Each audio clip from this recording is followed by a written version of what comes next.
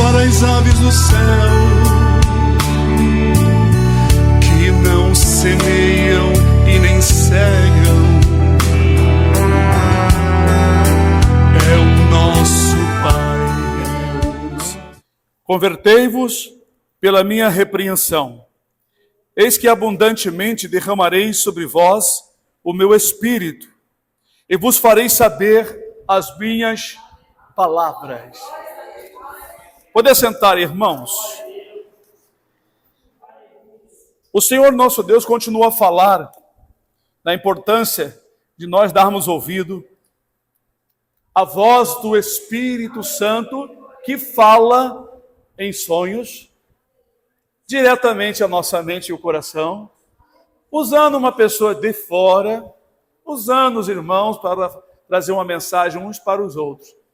É interessante que aqui nesse versículo tem muito o que falar. Ainda vou para Isaías, mas tem muito o que falar. Convertei-vos pela minha repreensão. Bom, falando sobre esta palavra repreensão, nós lembramos também no livro de Hebreus, que o Senhor repreende e castiga o que ama. Todos nós, quando saímos do mundo perdido, cheios de costumes, nós precisávamos e precisamos ainda passar por uma reforma, por uma mudança, por uma transformação. É isso que acontece no período que nós estamos aqui servindo ao Senhor. Por quê, irmãos? Porque para entrar no reino celestial lindo, glorioso, maravilhoso, suntuoso, cheio de glória, cheio de riqueza, cheio de paz, amor, eu não tenho palavra para falar.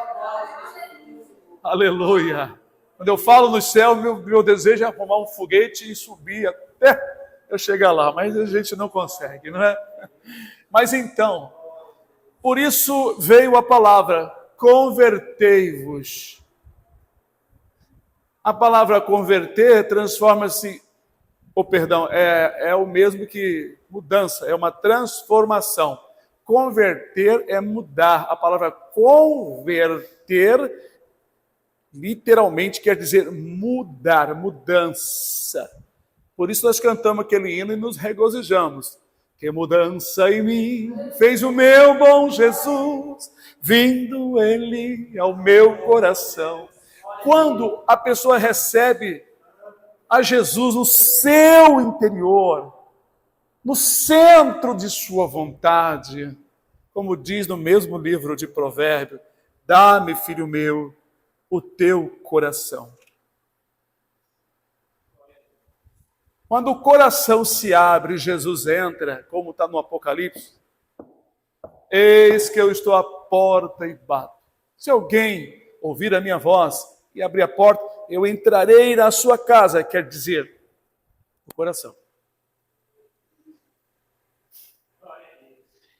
Cearei com ele, olha só, eu vou me alimentar, cear é alimentar. Jesus diz que ele vai se alimentar, cearei com ele.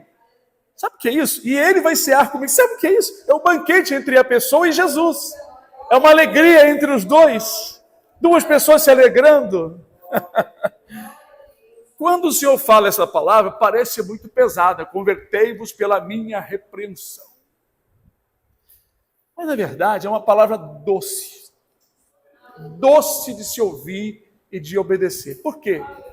Se nós recorrermos às Escrituras, nós vamos entender por que somos lapidados. Não está brilhando muito não, mas essa aliança de ouro aqui, para chegar a essa condição, ele passou por processos. Levou fogo. Depois foi feito o anel, eles põem um negócio para ficar redondinho, e eles dão polimento e fazem muitas outras coisas, se quiserem. Para esta aliança virar uma joia mais cara, ainda pode passar por um processo de transformação, de conversão. Se for, por exemplo, uma aliança de uma mulher, ela quer, por exemplo, incrustado aqui 3 ou 5 mais pedras preciosas, aí em parte que vai ficar na parte de cima. Então, vai passar por outros processos. Que além de fazer algo para grudar aqui, na pedrinha tem que ter algo para grudar. Bom, vamos tratar isso exatamente como diz a palavra. Conferindo com a palavra. Nós somos pedras preciosas. Tem um hino que diz: brilhando, brilhando, quero brilhar como a luz. Quer dizer que o hino vai dizer que você quer brilhar mais. Você quer ter mais brilho. Então, passa pelo processo da conversão. Converter. Por exemplo, você tem uma nota de dólar guardada, $100, mas você está precisando de um dinheiro para gastar. O nosso dinheiro é o real, né? Então, o que você vai fazer? Vai na casa de câmbio, vai converter o dólar no dinheiro nacional. Então, a palavra converter é transformação, é mudança. Agora, por que tem que haver a repreensão? Porque nós viemos lá de fora com muitos hábitos e costumes que o mundo nos ensinou, que os parentes nos ensinaram, que nossos pais também aprenderam e passaram para nós. E nos colégios também. Então, muitas vezes, até os filhos dos crentes precisam se converter. Agora, veja bem que esta palavra foi dirigida não aos de fora. Serve para os de fora? Serve. Mas foi dirigida ao povo do Senhor. Porque de tempo em tempo a nação de Israel se corrompia. Eles descansavam na oração, na busca e passavam a imitar os vizinhos que eram as nações. Então, de vez em quando, Deus levantava profetas, levantava homens e mulheres para mandar a mensagem de aviso, de repreensão. Então ele disse, né? Convertei-vos pela minha repreensão. Aí vem, junto com o versículo, a promessa. Eis que abundantemente derramarei sobre vós o meu espírito. Para quê? Aqui está a resposta. Para a pessoa saber as palavras do Senhor. É interessante, irmão, que a Bíblia é cheia de ensino. Deus, para enviar o Espírito Santo a uma pessoa, primeiro a palavra de repreensão, palavra de promessas. A pessoa, então, sendo comovida, sendo escolhida de Deus, com certeza, ela logo, logo vai abrir o coração e então o Espírito Santo será enviado a esta pessoa. E o mesmo Espírito Santo fará a pessoa saber as palavras do Senhor. Nós temos um outro texto. Sim.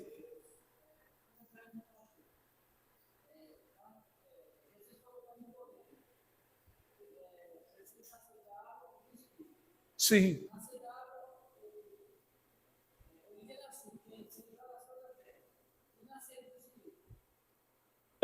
Nascer, vou falar.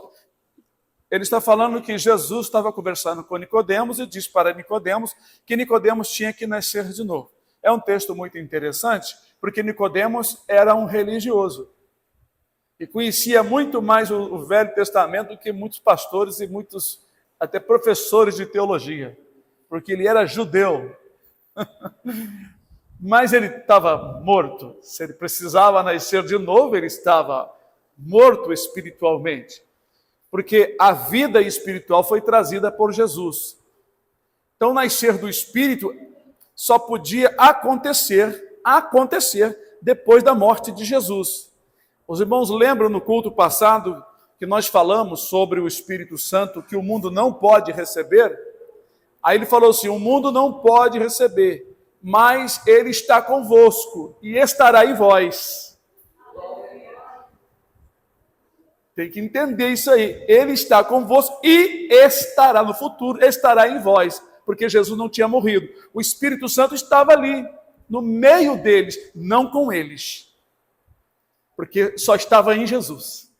Só estava em Jesus. Rapidinho. Só estava em Jesus. Então, quando Jesus morre, ressuscita e assopra sobre os discípulos, aí o Espírito Santo entrou na vida dos discípulos. Aí eles começaram a nascer do Espírito. Nascer do Espírito é começar uma vida dirigida pelo Espírito Santo. senão a pessoa fica morta. Nicodemos não entendia, como muitos judeus não entendiam as mensagens de Jesus, porque elas se discernem espiritualmente. Até os discípulos não entendiam. Então, nascer, o que você, por exemplo, faz quando você mergulha na água, não é? Você mergulha seco. Quando você sobe da água de um rio, você está o quê? Todo molhado. Não é isso? Não é isso mesmo?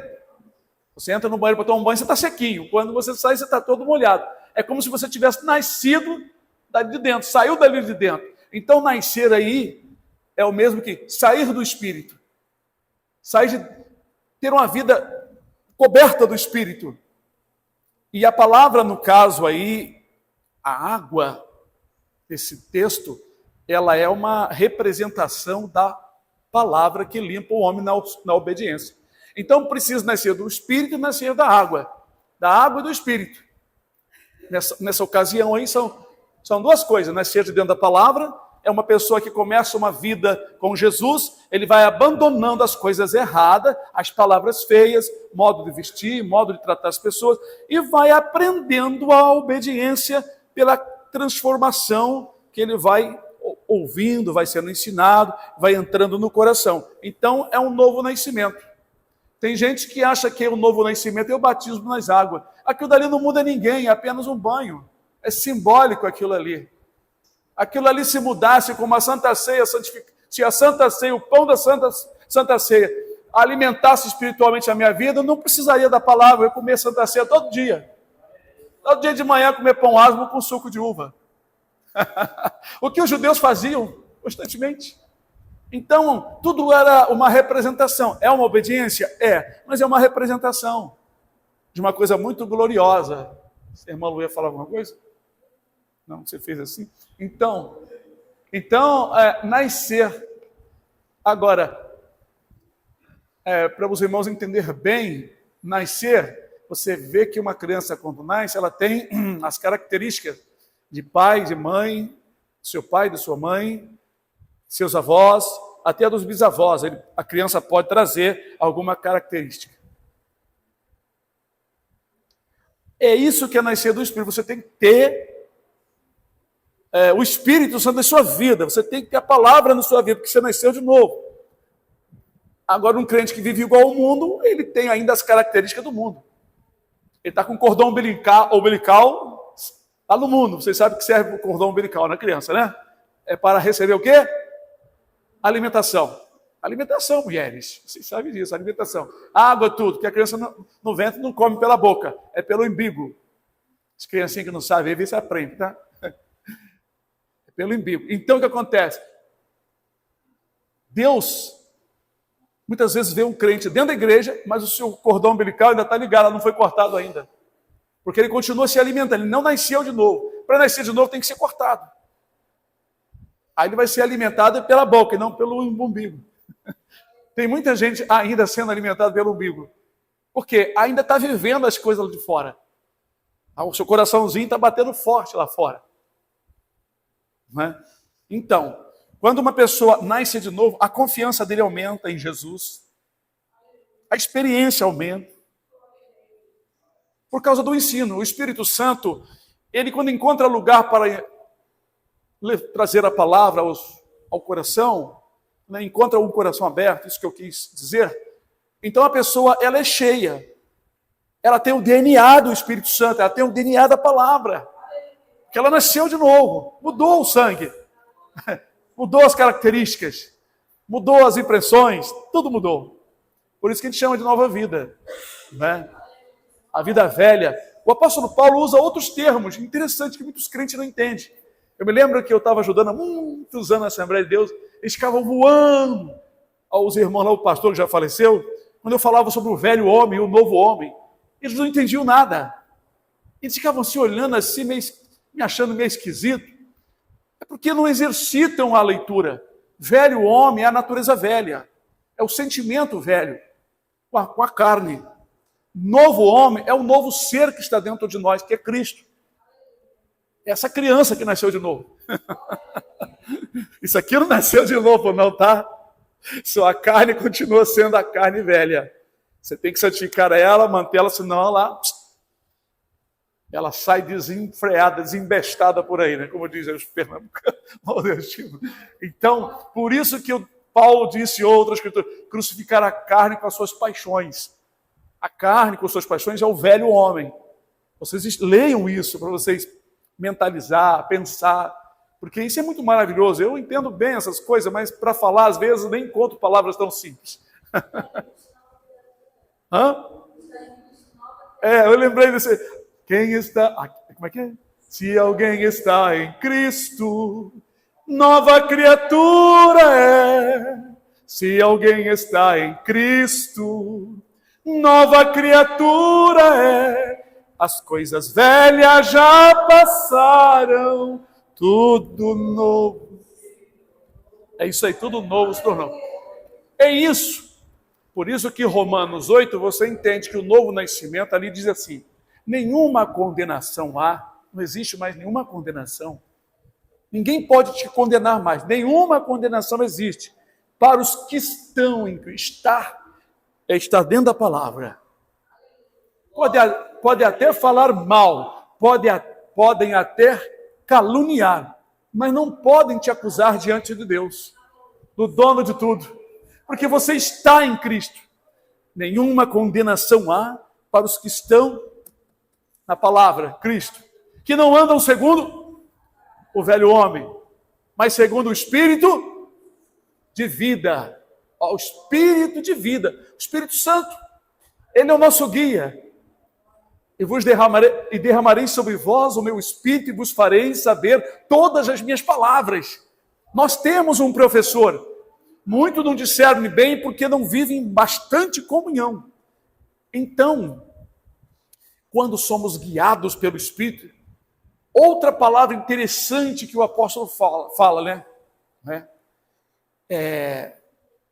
Que a carne, ela batalha contra o Espírito. É uma guerra, é um lutador de um lado ou do outro. A sua carne quer fazer uma coisa, mas o Espírito Santo orienta o teu espírito para fazer outra, agradar a Deus. Então, diz ele, os que estão na carne não podem agradar a Deus, Romanos 8. Mas, nessa outra escritura, ele diz que um se opõe ao outro.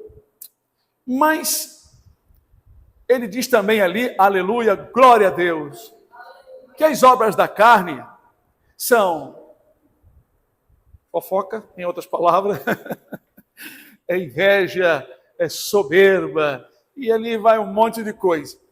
Agora, o fruto do Espírito é o quê? Longanimidade, caridade, amor, perdão, bondade, temperança. Contra estas coisas não tem acusação, não tem lei. Então ele usa uma outra expressão. O que ele quis dizer aí? É o mesmo que ele falou em Romanos, nenhuma condenação há para os que estão em Cristo Jesus. Por quê? A pessoa que está em Cristo Jesus, ele passou a fazer outras coisas. Passou a pensar diferente, passou a cantar, louvar a Deus, aleluia. Passou a orar uns pelos outros, pelos irmãos. Então ele está vivendo uma vida nova, ele nasceu de novo. Ele começou a viver diferente, porque ele foi orientado pelo Senhor através do Espírito Santo, aleluia. Ainda no livro de Isaías capítulo 30, versículo 21, que também fala sobre a orientação que Deus estava prometendo no passado, que hoje já se cumpriu depois que Jesus ressuscitou.